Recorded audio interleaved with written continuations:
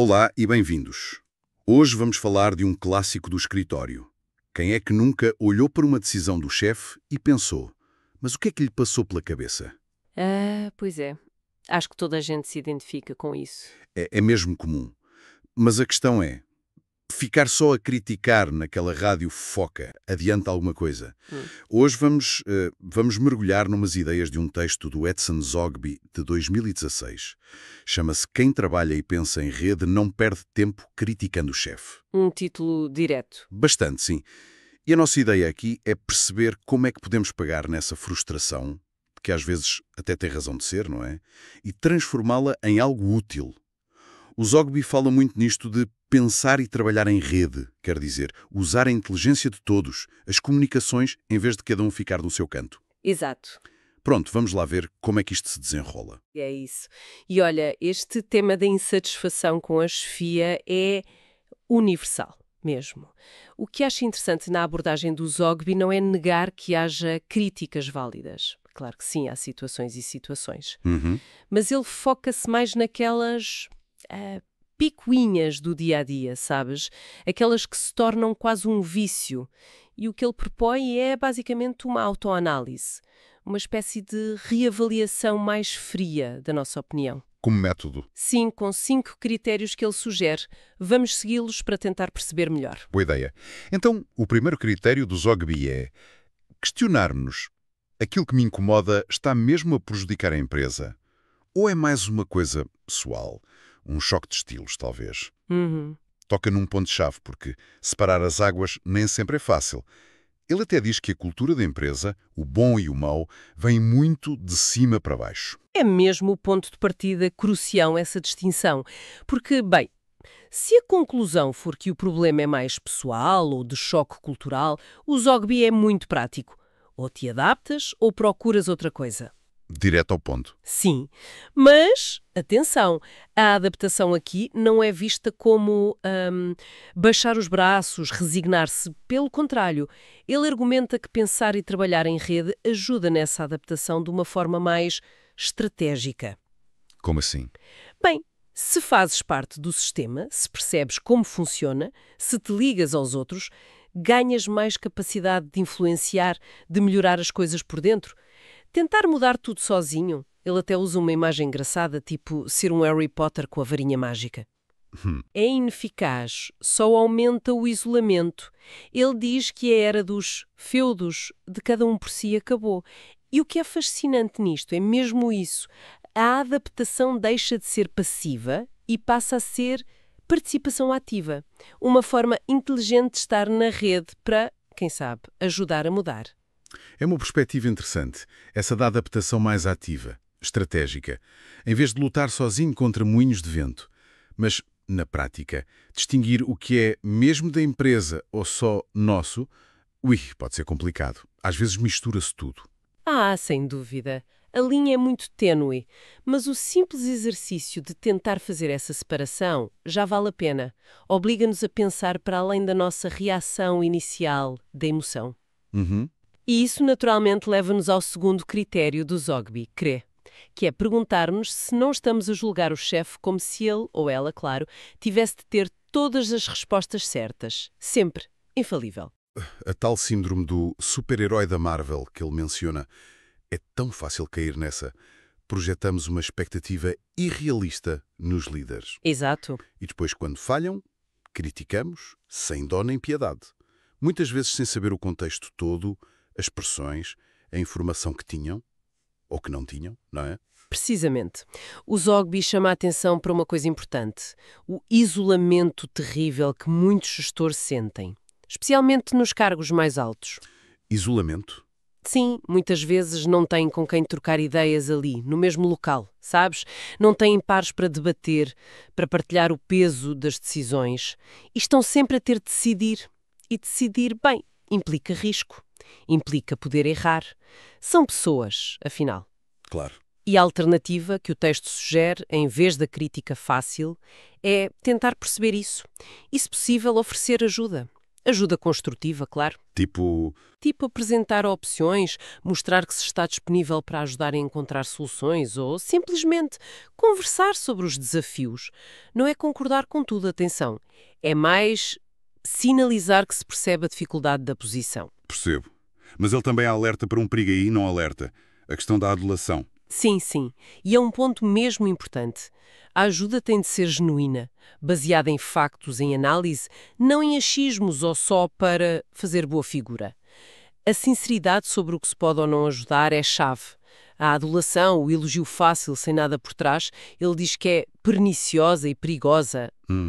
Pode até parecer que funciona a curto prazo para quem a faz, mas cria um ambiente tóxico e os problemas acabam por aparecer mais tarde e piores, porque nunca foram ditos de forma honesta. Pois. E isto levanta aqui uma questão importante, não é? Que é, como é que se oferece essa ajuda genuína, essa visão extra, sem parecer um lambe-botas, por um lado, ou um crítico que só vê defeitos, por outro? É um equilíbrio delicado. É mesmo. Encontrar esse meio termo é um desafio. E essa dificuldade em perceber intenções leva-nos ao terceiro critério, que eu acho particularmente interessante. Será que acreditamos mesmo que o chefe está a falhar de propósito? Intencionalmente? Exatamente. O Zogby desafia mesmo essa ideia. Quer dizer, porque é que um gestor, que também é avaliado por resultados, iria querer prejudicar a equipa ou a empresa de propósito. Se pensarmos bem, na maioria das vezes não faz muito sentido.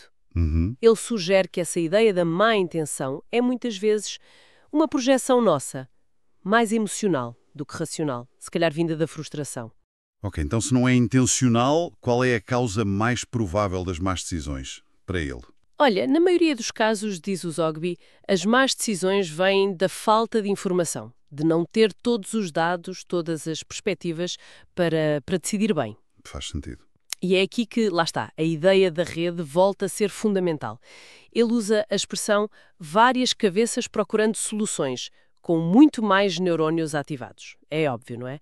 A probabilidade de chegar a uma conclusão melhor é muito maior quando se usa a inteligência de todos, da rede, do que quando decide uma pessoa sozinha, por muito boa que seja. Sim, parece lógico. Mas e se o chefe for daqueles que gosta de ficar com os louros todos? A rede ajuda, mas ele não reconhece.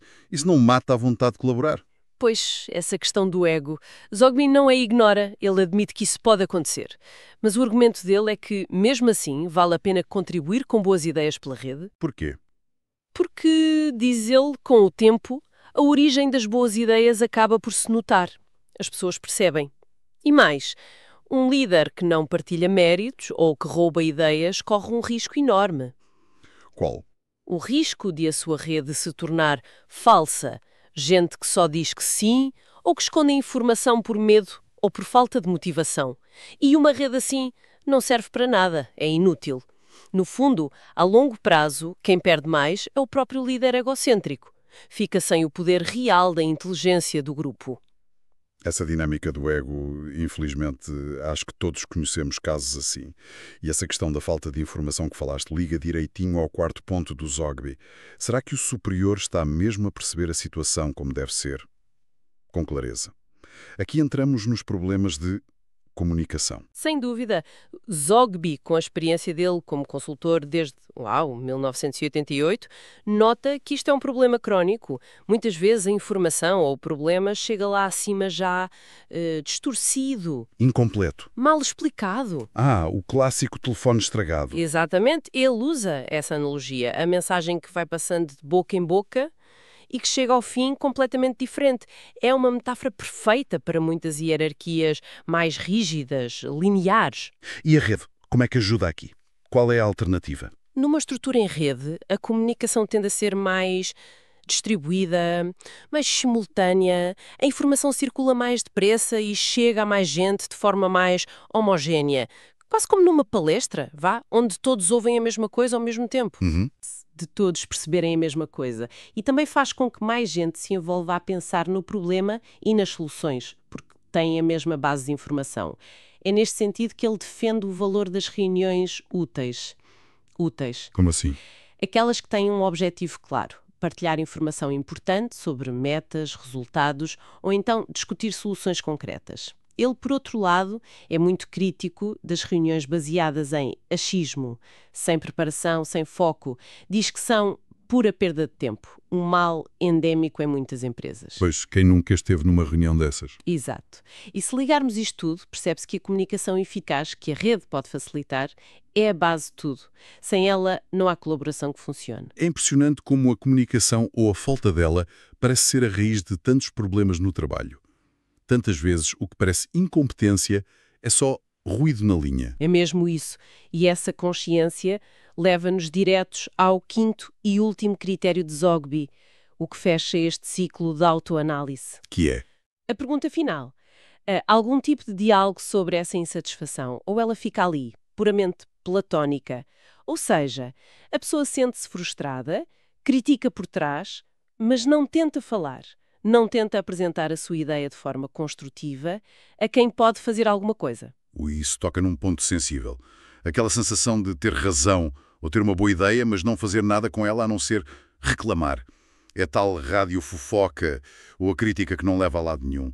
A insatisfação fica ali no ar, sem se ligar a uma solução. O Zogby é muito claro nisto.